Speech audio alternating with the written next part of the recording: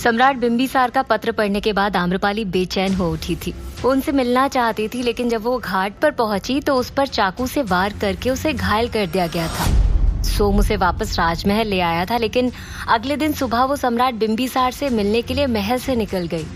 सम्राट बिंबिसार वैशाली की सीमा तक पहुंच गए थे। फिर आम्रपाली वहां आ गई थी। आम्रपाली ने उन्हें जाने से रोक लिया था। उसने कहा, आप इस तरह हमारे प्रश्नों का उत्तर दिए बगैर नहीं जा सकते। हम इतनी आसानी से आपको नहीं जाने देंगे। हमारे एक एक आंसू का जवाब आज आपको हमें देना होगा। सम्राट बिंबिसार को उसके वापस आ जाने से खुशी तो हो रही थी, लेकिन जब उनकी नजर आम्रपाली के दाहिने बाजू पर बंधी पट्टी पर पड़ी तो वो घबरा गए और चिंतित स्वर में कहते हैं, ये आपके हाथ में चोट कैसे लगी आम्रपाली? कैसे हुआ ये सब? सम्राट उसका हाथ देखने के लिए आगे बढ़े ही थे कि आम्रपाली तुरंत पीछे की तरफ हट गई और कहती है, हम यहाँ पर अपने सवालों का जवाब मांगने आए हैं। जब तक हमारे प्रश्नों के उत्तर नहीं मिल जाते, हम आपकी किसी भी बात का जवाब नहीं देंगे, इसलिए हमसे दूर रहिए। आम्रपाली ने अपनी बातों से सम्राट को साफ साफ समझा दिया था कि उसने अभी भी उन्हें क्षमा नहीं किया है। वो वहाँ पर सिर्फ और सिर्फ उस दिन की बातों का जवाब मांगने आई है। सम्राट बिंबिसार के चेहरे पर छाई चिंता की लकीरें अब और गंभीर भाव में बदल गई थी। वो आम्रपाली से 10 कदम दूर जाकर खड़े हो गए और कहते हैं, हम जानते हैं आप हमारा पत्र पढ़कर यहाँ आई हैं। खैर, हम बस आपको बताना चाहते हैं कि उस दिन जो भी कुछ हुआ था उसमें हमारी कोई भी गलती नहीं है। सम्राट बिंबिसार की इस बात पर आम्रपाली ने विरोध करते हुए कहा, कोई भी गलती नहीं है? भानु प्रताप जी, उस दिन आप क्या कह रहे थे? शायद आप भूल गए हैं, लेकिन हम आपको याद दिलाते हैं।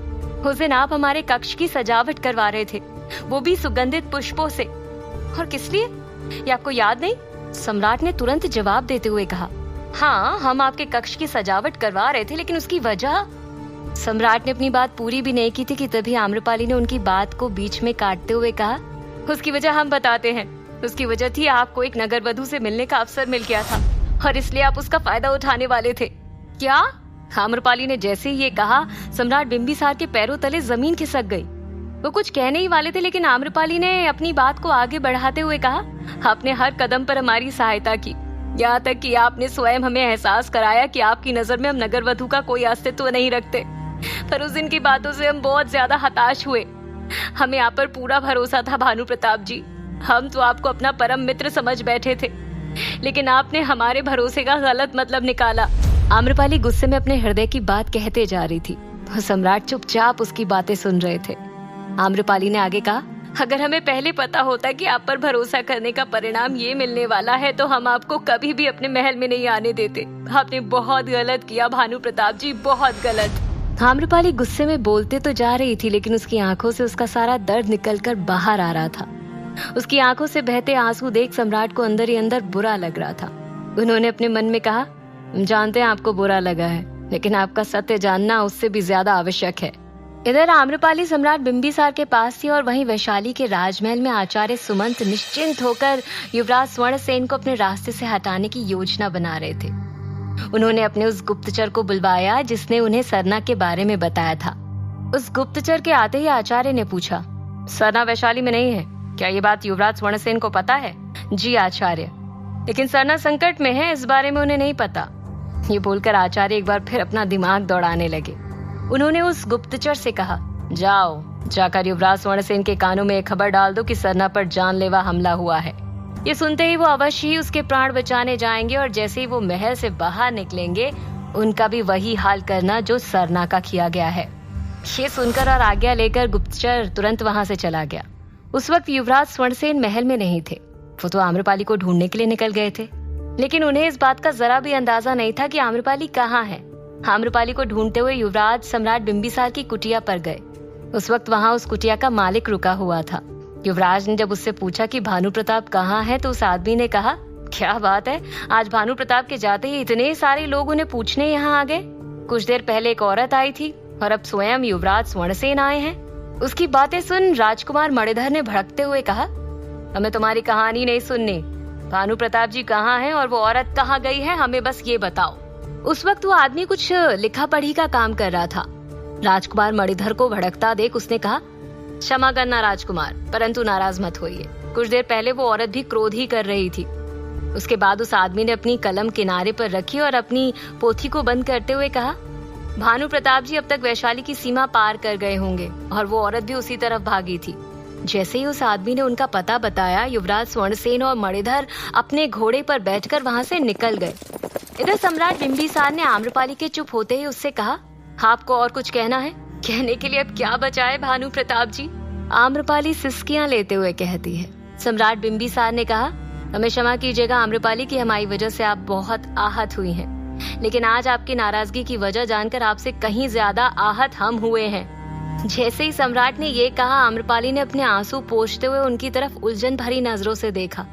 सम्राट बिंबिसार ने चेहरे पर मायूसी लिए आगे कहा, हमें यकीन नहीं होता कि आप हमारे लिए ऐसी सोच रखती हैं। आपने ये सोचा भी कैसे कि हम आपके बारे में इतना तुच्छ सोच सकते हैं? ऐसे कहते हुए सम्राट ने जब आम्रपाली की तरफ देखा तो उसने कहा, तुच्छ सोच हमारी नहीं भानु प्रताप जी, आपकी है। आपने कैसे सोच लिया कि आप हमारे साथ? ये बोलकर आम्रपाली एक पल के लिए रुकी और फिर कुछ सोचते हुए रूखेपन के साथ कहती है, हमारी ही गलती है, हमें यहाँ नहीं आना चाहिए था। आप चले जाइए भानु प्रताप जी, हमारी जिंदगी से हमेशा हमेशा के लिए चले जाइए और पलटकर कभी भी वापस मत आइएगा। सम्राट ने जब देखा कि आम्रपाली एक बार फिर उनकी बात पूरी सुने बगैर ही उन्हें वहाँ से जाने के लिए कह रही है, तो उनका सब्र का बांध टूट गया। आम्रपाली जैसे ही वहाँ से जाने के लिए मुड़ी, सम्राट बिंबिसार ने उसका हाथ पकड़ लिया और उसे रोकते हुए कहा, अब आपको हमारी बात सुननी पड़ेगी आम्रपाली, आप यूं ही हम पर आरोप लगाकर यहाँ से नहीं जा सकती। सम्राट ने आम्रपाली की कलाई कसकर पकड़ी हुई थी। उसने भी उन्हें क्रोध से घूरते हुए कहा, हम आरोप नहीं लगा रहे हैं, जो सत्य है वही कह रहे हैं। सत्य क्या है ये आप नहीं जानती, इसलिए कुछ भी कहे जा रही हैं। सम्राट इतने ज्यादा क्रोध में थे कि उन्हें ये भी ध्यान नहीं रहा कि आम्रपाली की कलाई की चूड़ियां टूटकर उसके हाथों में चुभ गई हैं और उसके हाथों से खून निकल रहा है। आम्रपाली को बहुत ज्यादा दर्द हो रहा था, उसकी आंखों से आंसू टपकने लगे। उसने अपने दर्द को नियंत्रित करते हुए कहा, हमारा हाथ छोड़िए भानु प्रताप जी, हमें दर्द हो रहा है। सम्राट ने जैसे ही उसकी लहू लुहान कलाई देखी तो तुरंत उसका हाथ छोड़ दिया। एक पल में उनका सारा गुस्सा पानी की तरह पिघल गया और एक बार फिर उन्होंने उसकी कलाई पकड़कर प्रेम पूर्वक कहा, क्षमा कीजिए आम्रपाली, हम आपको पीड़ा नहीं पहुंचाना चाहते थे। जितना दर्द आम्रपाली को नहीं हो रहा था, उससे कहीं ज्यादा दर्द सम्राट की आंखों में दिखाई दे रहा था। ये देख आम्रपाली कुछ ना कह पाई, वो चुपचाप सम्राट को परेशान होते हुए देख रही थी। सम्राट ने तुरंत अपनी कमर में बंधे साफे का एक छोर फाड़ा और आम्रपाली की कलाई में बांधते हुए धीरे से कहा, उस दिन हम आपके कमरे की सजावट इसलिए करवा रहे थे क्योंकि उस दिन आपका जन्म दिवस था। क्या, हमारा जन्म दिवस? आम्रपाली ने अचंभित होते हुए सम्राट की तरफ देखा। सम्राट ने हाँ में गर्दन हिलाते हुए कहा, हाँ, जब हमें पता चला कि आपका जन्म दिवस है तो हम उस दिन को आपके लिए यादगार बनाना चाहते थे। हम आपके कक्ष को ही नहीं बल्कि पूरे महल की सजावट करवाना चाहते थे, लेकिन देरी होने के चलते हमने सोचा कि कम से कम आपका कक्ष ही सजा दिया जाए, लेकिन न जाने क्यों आपने इन सब का गलत मतलब निकाल लिया। ये सुनकर आम्रपाली के मन में अब सवाल खड़े होने लगे थे, लेकिन वो अब भी सम्राट पर भरोसा नहीं कर पा रही थी, इसलिए उसने जानबूझकर कहा, पर आप वो सजावट करवा कर क्या करना चाहते थे? तो सम्राट ने आगे कहा, वो दिन यूं ही निकल गया था, हमारे पास वक्त था तो सिर्फ शाम का, इसलिए हम उस शाम को दिवाली की तरह मनाना चाहते थे। हम, सरना, युवराज स्वर्णसेन, उसके मित्र राजकुमार मणिधर और राजकुमारी मुकुंदा सबके साथ मिलकर पूरे महल को दीपक से सजाना चाहते थे, ताकि आपके लिए वो दिन हमेशा हमेशा के लिए यादगार बन जाए। सत्य जानकर आम्रपाली हैरान थी। उसने पूछा, अगर आपकी मंशा ये थी तो आपने हमें बताया क्यों नहीं? हम बताना चाहते थे लेकिन आपने हमें कहने का अवसर ही नहीं दिया। यहाँ तक कि हम आपके महल के बाहर भी आकर सारा दिन खड़े रहे, लेकिन आपने हमारा चेहरा देखना तक सही नहीं समझा। सम्राट का ये सत्य सुनकर आम्रपाली को अंदर ही अंदर पछतावा हो रहा था। इसी बीच कपाला सूरज कुंड के पास पहुंच गई थी।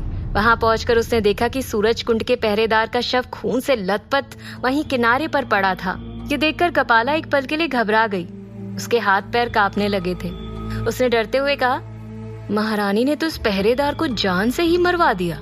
तभी कपाला के पीछे से महारानी की आवाज आई, कपाला देख क्या रही हो, घड़े में पानी भरो। कपाला ने जब पीछे पलटकर देखा तो महारानी के हाथ में खून से सनी तलवार थी। कपाला आश्चर्य से बोल पड़ी, महारानी आप यहाँ? इसे आपने मारा है? महारानी ने आराम से तलवार को किनारे फेंक दिया और कपाला से कहा, तुम्हें क्या लगता है इसे मारने के लिए हम अपने साथ 4 सैनिक लेकर आएंगे? याद रखो कपाला, जो भी कुछ हो रहा है ये बात सिर्फ तुम्हारे, हमारे और सुभद्रा के बीच ही रहनी चाहिए। अब जल्दी से घड़े में पानी भरो, इससे पहले हमें यहाँ कोई और देख ले, हमें निकलना होगा।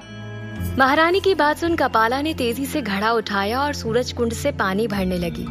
आज महारानी का ये रूप देखकर वो भी अंदर से बहुत ज्यादा डर गई थी। उसने बड़बड़ाते हुए कहा, हमने कभी नहीं सोचा था कि आम्रपाली को उसके पद से हटाने के लिए महारानी इस हद तक जा सकती हैं। तभी महारानी ने एक बार फिर उसे आवाज लगाते हुए कहा, कपाला तुम जल्दी करोगी या फिर मैं वहां आऊं? कपाला ने हड़बड़ाते हुए कहा, हाँ बस अभी आ रही हूँ महारानी। कपाला ने जल्दी से घड़े में पानी भरा और भागते हुए महारानी के पास आ गई। उसके पास आते ही महारानी ने उससे कहा, इस पानी को लेकर सिद्ध बाबा के पास जाओ और वहां से सीधे खंडर पहुंचना। कपाला बिना कोई सवाल जवाब किए तुरंत सिद्ध बाबा के पास निकल गई। अब महारानी भी वहां से चुपचाप राजमहल की तरफ बढ़ गई और चेहरे पर रहस्यमयी भाव लिए कहती हैं, आम्रपाली बस कुछ दिन और, फिर देखो क्या होता है। इधर सम्राट बिंबिसार ने उस दिन की बात याद करते हुए आम्रपाली को बताया कि जब वो वापस अपनी कुटिया की तरफ लौट रहे थे तो उन्होंने 2 दासियों को आपस में बात करते सुना था। वो आपस में कह रही थी कि आज देवी आम्रपाली का जन्म दिवस है और देखो तो महल में किसी को याद ही नहीं कि उन्हें बधाइयां दे सके। सम्राट ने बताया कि जैसे ही उन्होंने ये सुना उन्होंने खुद में निश्चय किया कि वो इस दिवस को त्योहार की तरह मनाएंगे और यही वजह थी कि उन्होंने तुरंत आम्रपाली के कक्ष की सजावट करवानी शुरू करवा दी थी। ये सुनकर आम्रपाली ने सम्राट से कहा, लेकिन भानु प्रताप जी, उस दिन हमने जब उन दासियों से पूछा तो उन्होंने इसकी वजह कुछ और ही बताई। सम्राट ने कहा, हम क्षमा चाहते हैं आम्रपाली, हम ये सब क्यों करवा रहे थे हमने ये बात किसी को नहीं बताई थी।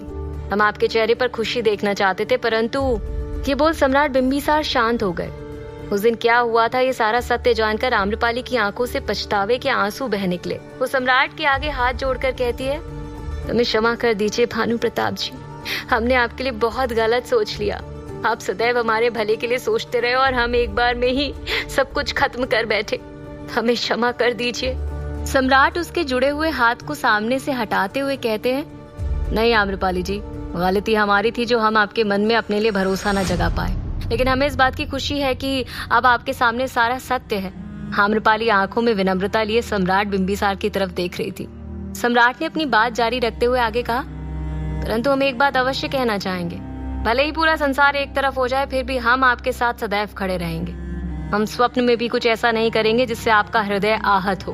हम तो बस आपकी खुशियों की प्रार्थना करते हैं। तभी उनकी बात को बीच में काटते हुए आम्रपाली ने कहा, हमें इस बात का एहसास हो गया है भानु प्रताप जी, अब ऐसी गलती हम कभी नहीं करेंगे।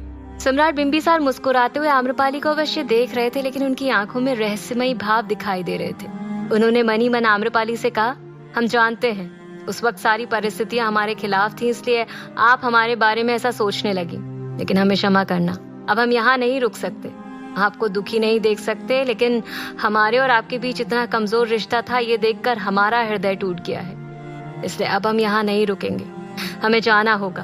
उम्मीद करते हैं अपनी दुनिया में आप सदैव खुश रहेंगी। क्या सम्राट बिंबिसार ने वाकई में हमेशा हमेशा के लिए वैशाली छोड़ दिया था? क्या आचार्य सुमंत के षड्यंत्र में फंस जाएंगे युवराज स्वर्णसेन? क्या होगा कहानी का अगला पड़ाव? जानने के लिए सुनते रहिए।